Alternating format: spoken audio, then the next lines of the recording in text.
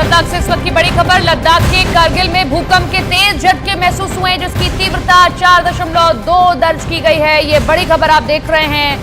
लद्दाख में ये भूकंप के झटके महसूस हुए जहां पर इसकी जो तीव्रता है 4.2 रिक्टर स्केल पर मापी गई है। लद्दाख में भूकंप के ये तेज झटके महसूस हुए। कारगिल इलाका है लद्दाख का जहां भूकंप के झटके महसूस हुए।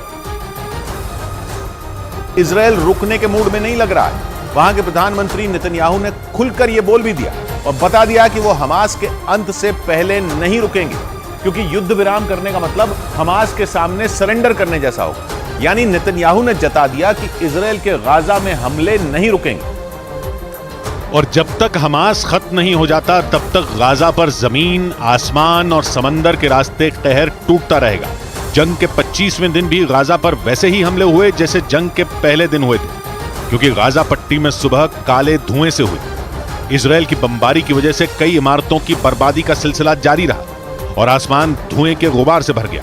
इजरायल की सेना गाजा पट्टी में टारगेट को पहचान कर हमले कर रही है, जिसका उसने वीडियो भी जारी किया, जिसमें केवल हमास के ठिकाने ही नहीं बल्कि उसके लड़ाके भी नजर आए, जिन्हें इजरायल की सेना ने हवाई हमलों में खत्म कर दिया।